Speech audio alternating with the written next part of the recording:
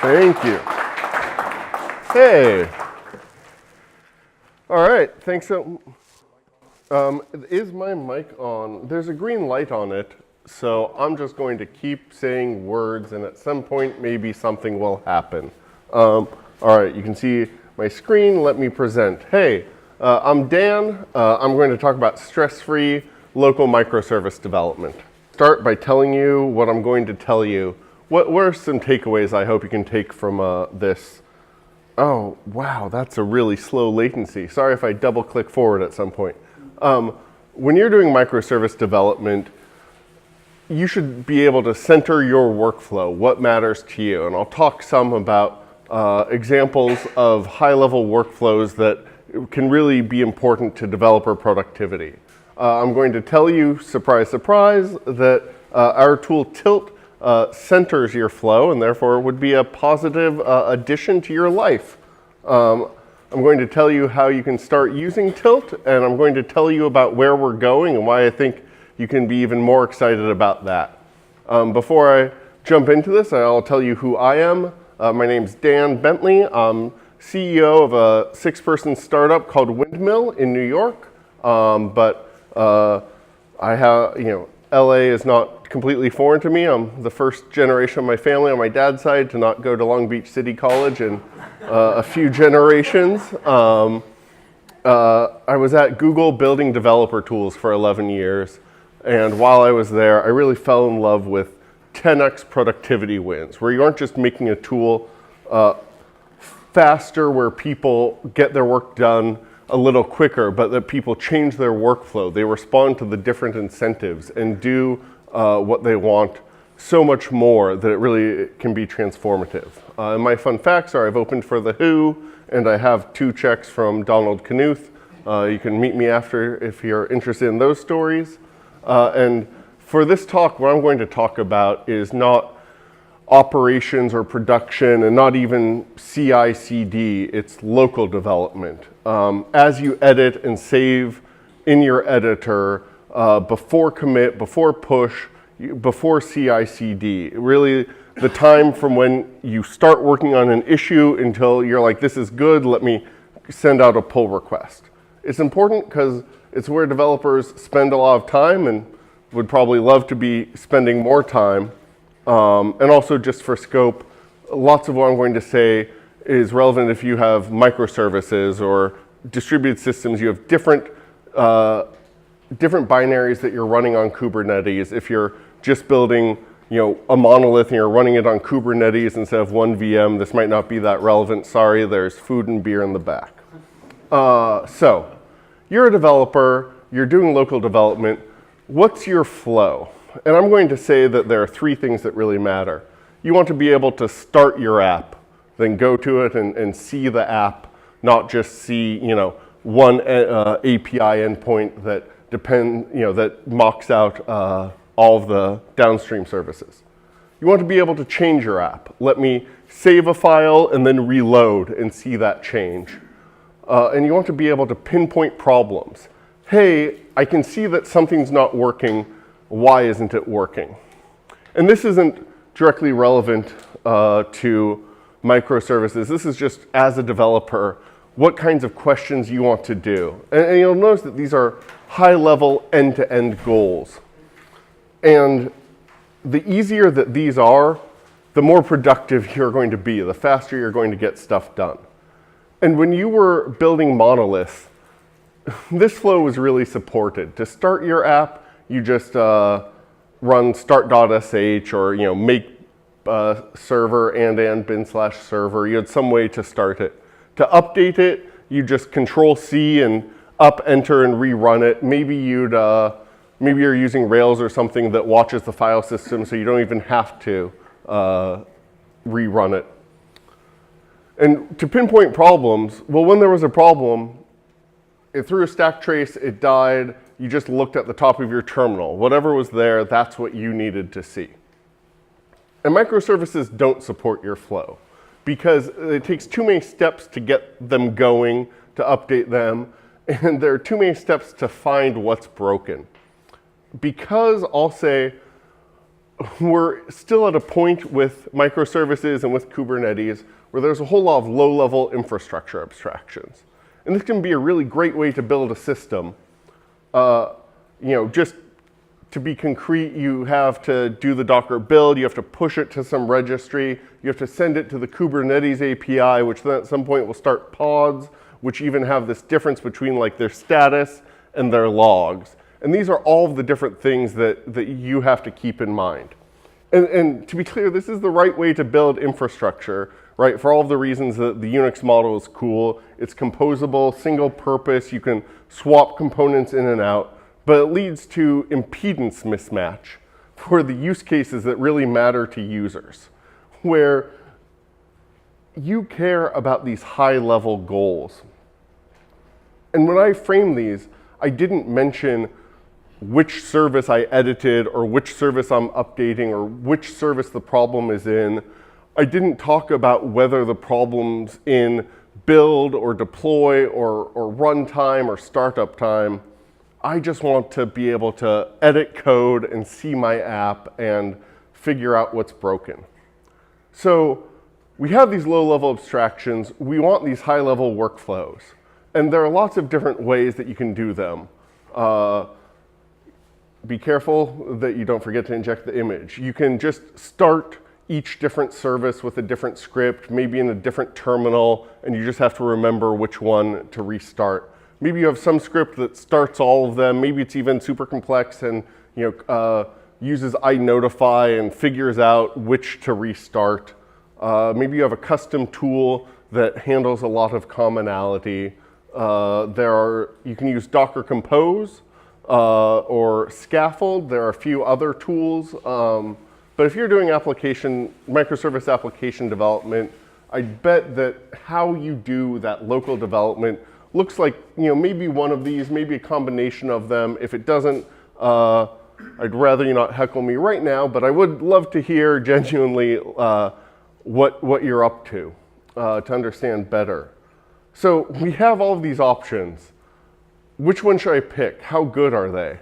And what I'd say is collapsing the first 4 or 5 into just kind of some custom script that they pretty much all let you start your app. There are actually some people who go, oh, if you're doing microservices, you should never start the whole app. You should only ever think about one service at a time and dogmatically don't even want that first checkbox.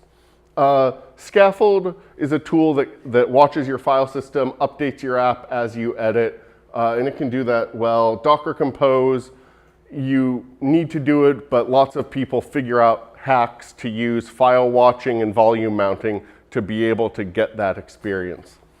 But none of the, and they'll give you logs, but they don't really help you pinpoint the problem because the logs can scroll off screen, or you have a pod that's just in, a crash loop back off, and you don't figure that out. Oh, I think I forgot to put this phrase in the slides, but I'm really proud of it. You have to spend time playing 20 questions with kubectl, right? Like, is this broken? No. All right, how about this thing? What's the status of Y? So, this matters so much, and people feel the pain. Why aren't these tools great? And frankly, why do I think that we have a different angle on it? That we aren't just going into the same, okay. And my computer's frozen? Why aren't they great? It's because great, there we go. Technology. They're built as glue. People saw what they were doing and they automated it. And they automated it in shell scripts and even for loops that just kept on growing to become tools.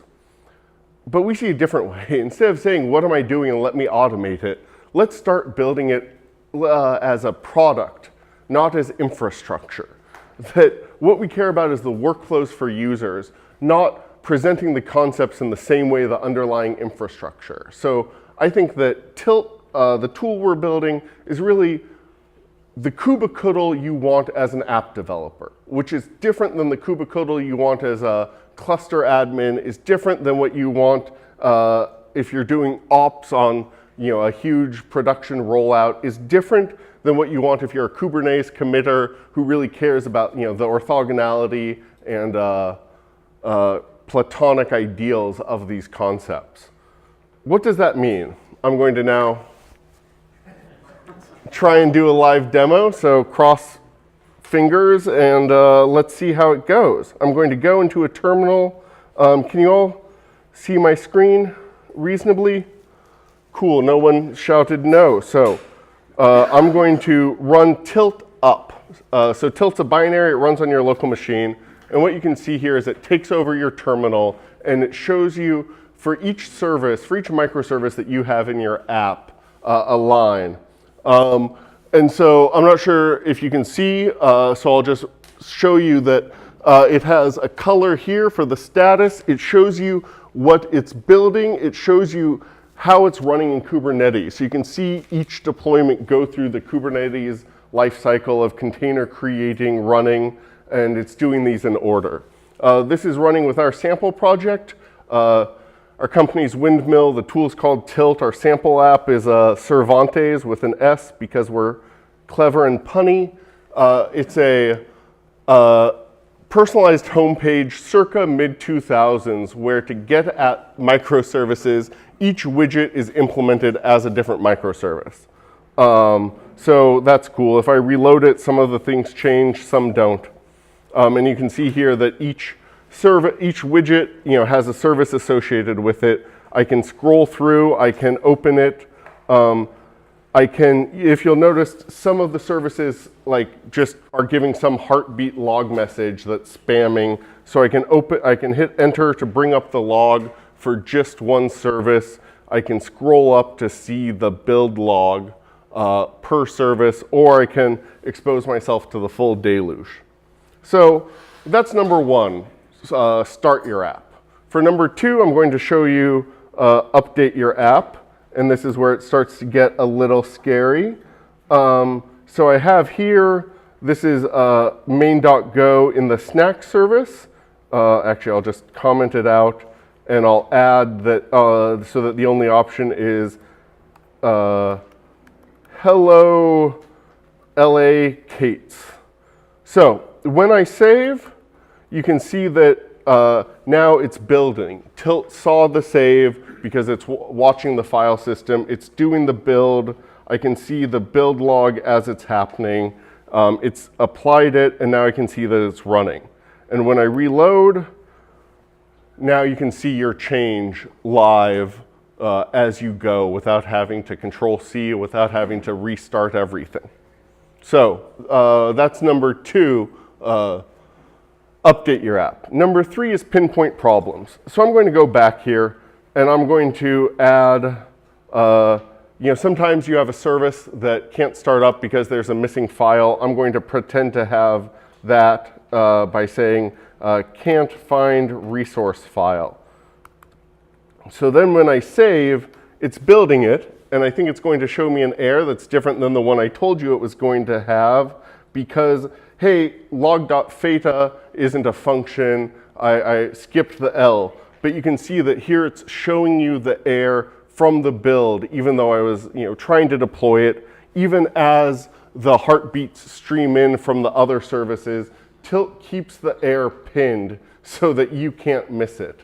I'm going to go back and I'm going to change it and hopefully this one will actually compile. When I save, it's now building, and I'm just saying words so that my sentence will end at about the same time that you see a change in the UI, which is that, hey, now it dies. You can see that it had to restart. You can see the error from the in the log from when it restarted. I can dig in to see just that, but I didn't have to dig in. Tilt pulled it up to the top level. Maybe my error isn't actually on startup time. What I've just done is moved it from being in the main function to the function that handles. So, null pointer during request. Now when I save this, what we hope is going to, what I hope, you might be hoping for a Hindenburg, is that you're going to see the build go green, you're going to see the deploy go green because it was able to start up. And now when I reload, oh no, there's a sad face, and Tilt's pulled that error from the pod restart and keeps it there. so that you know, hey, right now, if I kubectl get, it's going to show me that everything's healthy, but you did get this restart that you probably want to go investigate. So I think that's most of my demo, because what I've shown you is that Tilt is able to is able to show you errors from across the process, from across the workflow in the same way. And so you're able to start your app by running Tilt up, you're able to update your app by just saving, and you're able to pinpoint problems by just looking and not averting your eyes. You don't, I guess actually you can avert your eyes and then look back and you can still see the problem, because Tilt thinks its job is to show you that and to pull it out. And you can use the keyboard to explore and get more details in your terminal. So we think that Tilt does all of these, and even it's able to, it has modes that I couldn't fit in tonight, but I can talk more about it, about how it can update by doing builds in the container where it's running. And so it can not have to re-Docker build each time you save, but actually just upload the diff and do an incremental build without having to allocate a new pod, without having to change the pod name. So at this point, I'm going to, for my own psyche, pretend that you're saying, that's great, how can I use it? You're barely able to contain yourself from not just like rushing up here. Cool. So you tell Tilt what your project is with a Tilt file that links your existing Docker files and your existing Kubernetes YAML. That looks something like this. You tell it where your Kubernetes YAML is. This is a file name. And you tell it what Docker builds you have, the same way that you run Docker build, which is you give it an image name and a build context. And that, all right, you can kind of see how that works for very simple cases, but your project is probably a special snowflake. And that's why I'm so excited that the Tilt file, this is a buzzword that I think actually does mean something, infrastructure as code. The Tilt file is actually a program in Starlark, which is a subset of Python meant for config. It comes from Google's build tool, Bazel. It's a Go library where you just hand it text and it evaluates it. And we're really excited that Tilt can work with setups that we haven't thought of, because there's a function, in addition to Docker build, in addition to K8s YAML, there's a function local that takes a string, runs that command on your local machine in that directory, returns the standard out as a string. You can use features of programming languages, so you can string substitute in and create more complex commands. Maybe you have 18 services that all have the same 8 lines of boilerplate. You can actually define a function that calls other functions, and then instead of having 8 lines of boilerplate, you just have one 8-line function and 18 single line calls to that function. I'm sorry, I'm just checking how I'm doing for time. Cool. And the way you actually get started is you go to docs.tilt.build. We're in the Kubernetes Slack. We have a channel. We're there for technical, moral support, and also if you're using it, we'd love to understand your use case, see your onboarding experience, and that helps us with research for how to make it better. So please, talk to me afterwards or in Slack. You run Tilt up. And the same way that Tilt watches your source code files, it also watches your Tilt file and your Docker files and your Kubernetes YAML files. So you can just leave Tilt going in one window as you edit the configuration in the other. So you write your Tilt file by telling us about your YAML, telling us about your Docker builds, and optionally you can, there's more configuration, so you can set up port forwards. So you can, you don't have to worry about services or pulling them down. You can just make it easy to access. In fact, here, I'll go back to the demo here, where when I go to any service and I just hit B, it opens that port, and you can see that increasing the zoom doesn't increase it, but localhost 9005, tilt is keeping that to always point to the service hypothesizer. So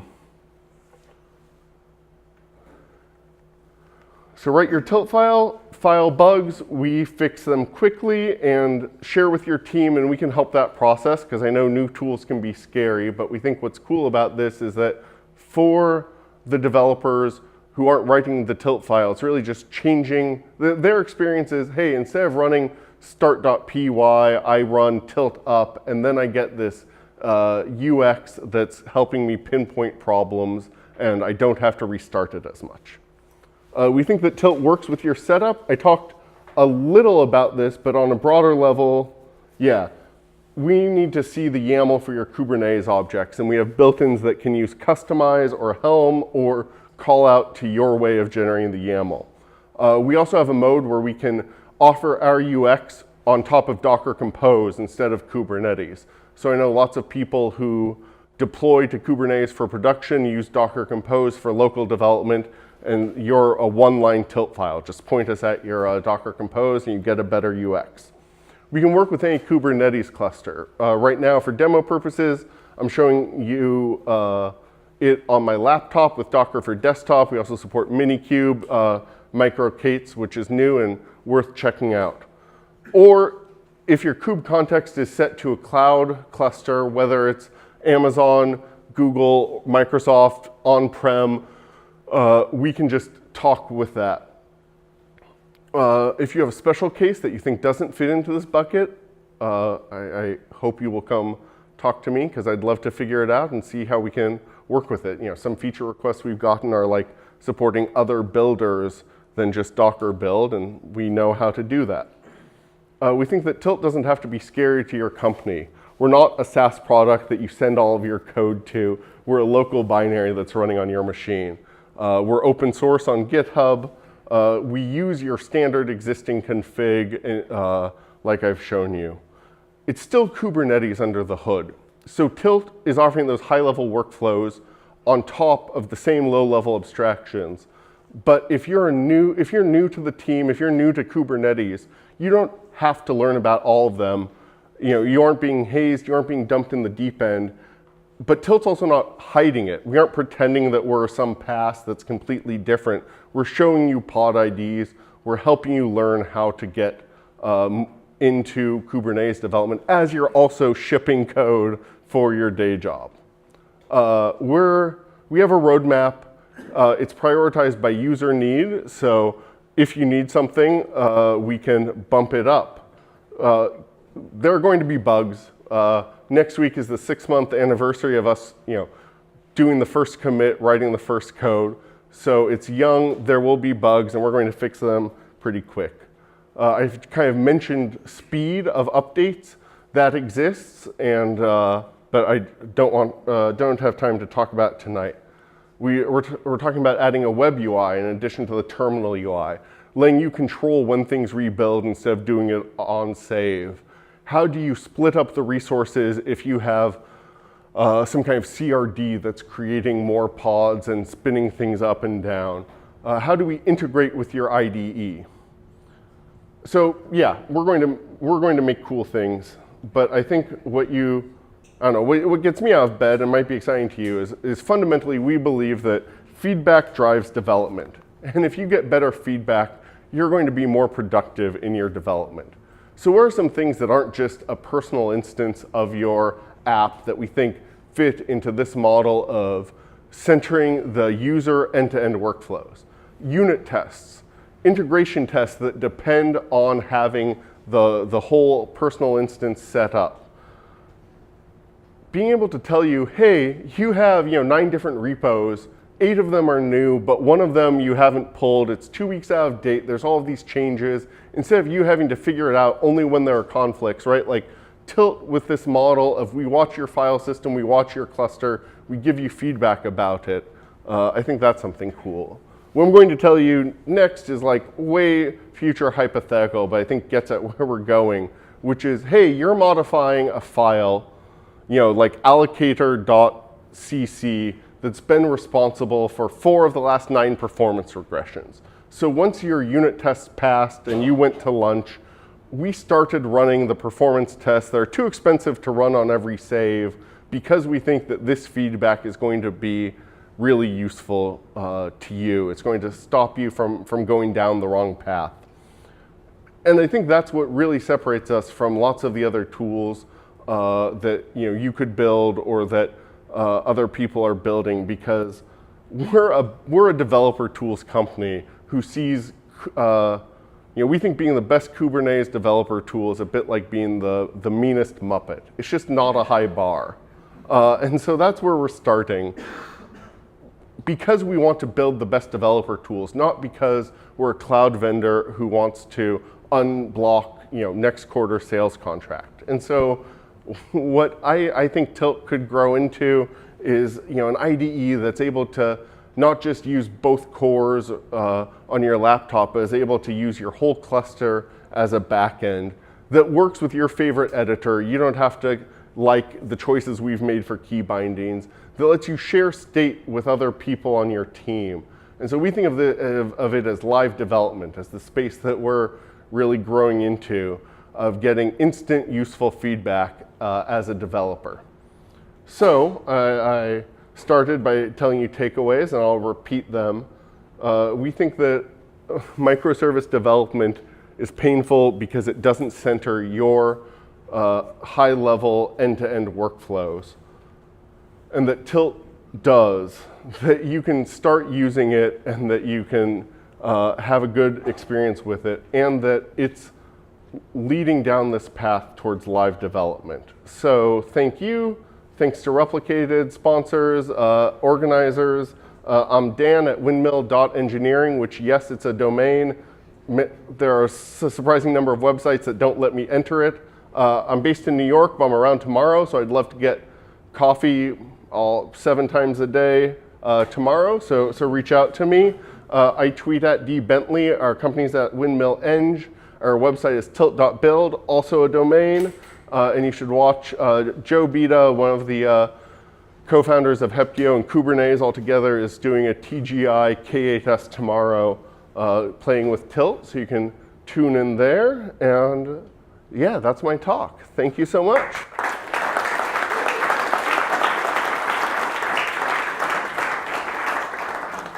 Cool. Great. Hi, everybody. Welcome. Thanks for coming out. Oh, man. I know that it's pretty gross out today. It's not like polar vortex cold. But if Bologna Creek is like 20 feet that way, and it never looks like that. It usually looks like this. So yeah, thanks for coming. Thanks to Dan for coming all the way out from New York. Give it up for those guys. He is serious. They fix bugs in like 2 days. It's insane. Usually, sometimes even faster. Definitely, we've been using Tilt for a while. We love it. It's great. But yeah, thanks for coming. Oh, wait a minute. There we go. Cool. So is there anyone here from out of town tonight? Welcome. Is there anyone here from the east side, like downtown area? No? Mid-city? No, everyone's from the west side? Who here is out here from the west side? All right, that's what I thought. Okay. Has anyone on the west side been to Bay City's Italian Deli in Santa Monica? Yeah, that's right. Okay. Who knows what this is? Oh, he said it before it even came up. All right. It's my favorite sandwich. If you haven't had it, you should go and get it like tomorrow. They're closed on Monday, so tomorrow's your last weekday to get it for like 4 days.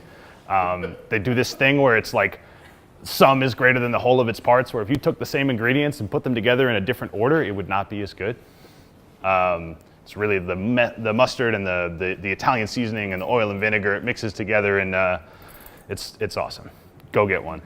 A couple of you may be like, hey, that sounds great. I didn't get any Mediterranean food. Where can I get one? But I'm sure most of you are like, what is this guy doing? Talking about sandwiches. I came here for Kubernetes and technology and operators. And here Dex is waxing poetic about, Italian herbs and spices. And I think there might have even been some amateur photography in there. We are going to talk about operators, and we are almost there. But first, I have one more story. So you were here, 5914 Smiley Drive, or if you came in through the front, 5913. Across the alley over there is a place called A&G Lumber Co. You may know it from, it's a 3-minute walk. You may know it from this picture, but if not, you might know it also from this picture. Does anyone know what this is? This is, that's okay. This is what it looks like to deploy your blog on Kubernetes. Yeah, so hi, I'm Dex. I work at Replicated. We are quietly powering the world's best enterprise software. We power the enterprise versions of all of these companies and a couple other ones. We help, if you have a SaaS product that you want to ship on-prem, give us a call. We are hiring, and I think that's it. Great. Okay, Twitter, great. Back to blogs. So this sparked a little bit of controversy in the community. And by the way, that photo was taken right out back over there. So you can say that you saw where that's from. We've been writing blog articles about how to host blogs on Kubernetes since like 2015. I don't know. Is it like time to like give it a rest? It kind of begs that question of like, have we gone too far? Like there's something to be said for minimalism. And if you haven't seen Kelsey Hightower's talk at KubeCon this year, his whole point is, he builds a Lambda runtime for Fortran because you don't want, like developers don't want to worry about pods and deployments and services. They want to write cool stuff. They want to put rockets on the moon. They want to change the world of enterprise SaaS. I don't know. Some of them do. I don't think we've gone far enough. And actually, after that tweet came out, someone wrote another blog post about how deploying a blog on Kubernetes is a great way to learn Kubernetes and learn about services and pods and deployments and all that. So there's something to be said for minimalism, but I think you should build small stuff. Like, go deploy your blog on Kubernetes. Like, and we're going to do it today with a tool called KubeBuilder. So this is a project out of one of the Kubernetes SIGs. It's an SDK for building what's called Kubernetes operators. It's built around this idea of custom resource definitions, and you use CRDs to simplify your operations. This is one of the oldest CRDs that I've seen in the wild. It's the Prometheus CRD. So to run Prometheus, you need like a deployment and a service and a bunch of volumes and maybe other pods running. But instead of building all that, you write, 10 lines of YAML that is your custom resource definition, and then there's a piece in the back called the Prometheus Operator that turns your CRD into a big pile of all the things. Oops.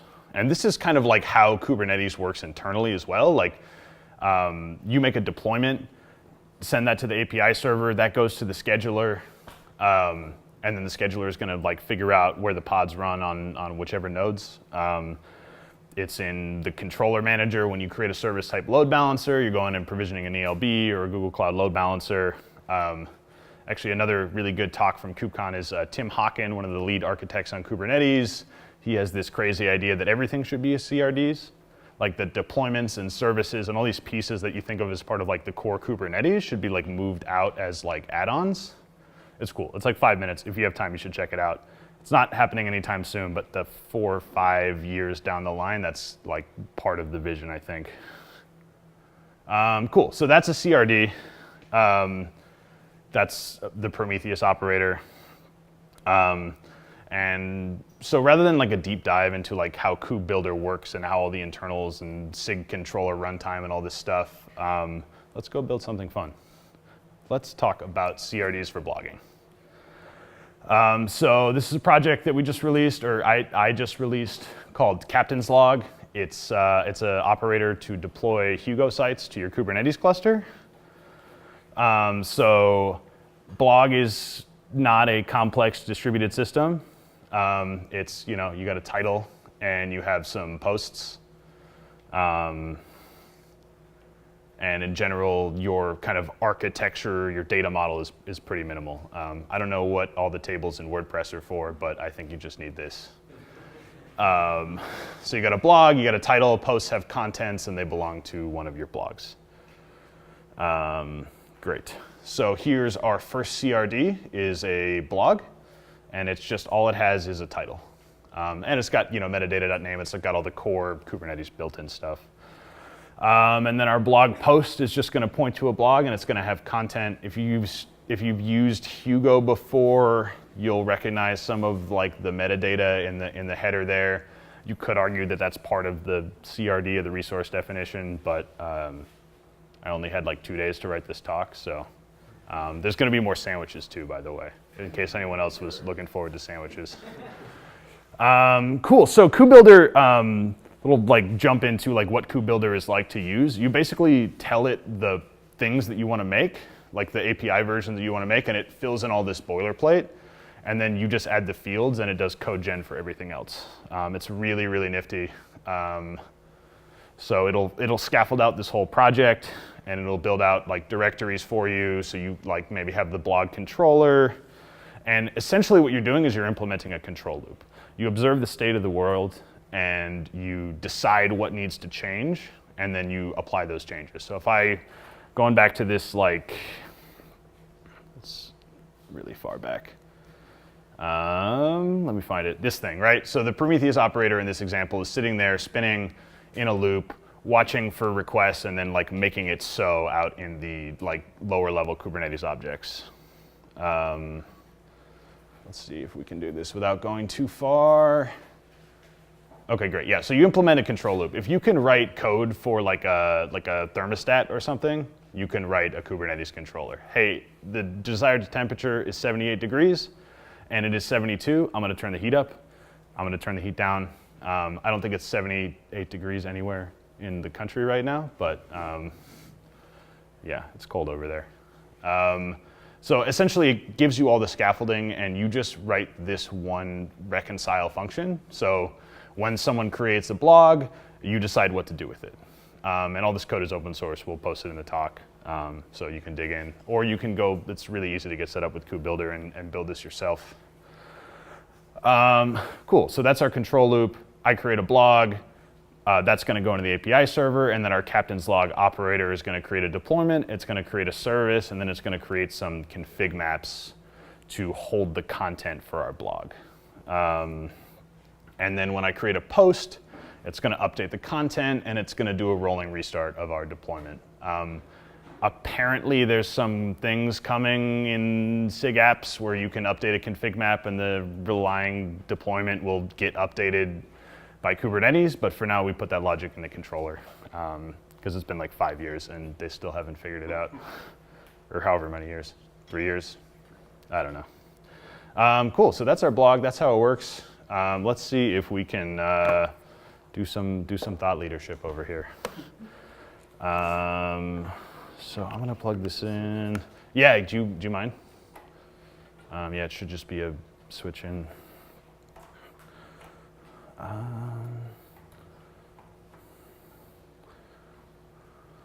Okay.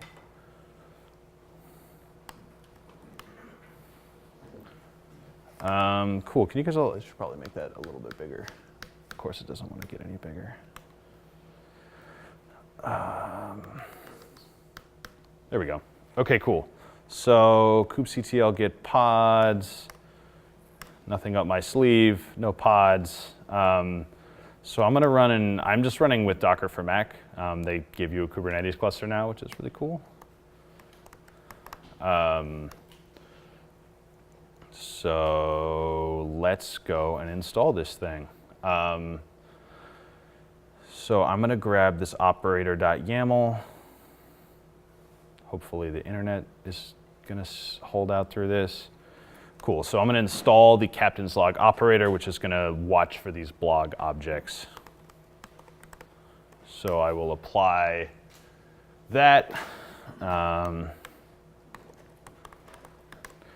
And I can kubectl get namespace, and we can see what pods are running in this namespace. Surprised we got a controller manager. I don't know, it's like a controller and a manager. I don't really get the KubeBuilder terminology yet. For some reason it's both, but also one of each. Anyways, let's make a blog. Let's lead some thoughts. Let's see. Nope.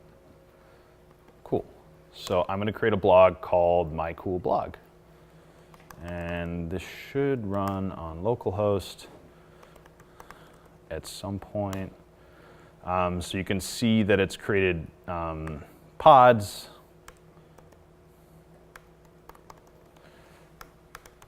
Oh, hey, it loaded.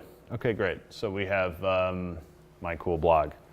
Of course, a blog is no good without any content. So let's create a post.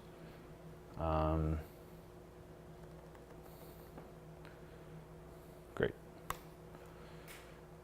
I am blogging with kubectl, and so can you. Hit pods, and you can see we've got 3 running. 2 of them are 9 seconds old. One of them is a little bit older because it's doing like a rolling deploy of all this stuff. And there's our post. And we can make some more. You can actually even like edit this with kubectl, so no more making git commits. Just edit it live in production. What is it called? First post?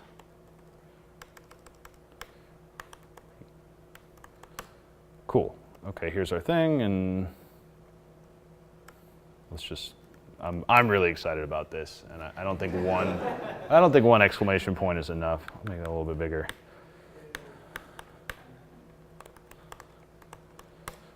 Okay, so we got the new ones coming up, and there's our new post. And since I promised you guys some sandwich jokes, let's do a sandwich thing. Cool. Yeah, the best sandwich in the world. You got pictures, you got markdown, you got the whole thing. So yeah, I think that's the whole demo. This almost works on GK. I got to add one more thing, but yeah. Sweet. So that's kind of our thesis: is build small stuff. I think like whether you call it kata or exercise, like go build and deploy blogs on Kubernetes, go build, have fun with it, and like eat better sandwiches. Like there's a lot of sandwiches out there that are like just okay, but yeah, go check out the good ones. Thanks to the Kubernetes.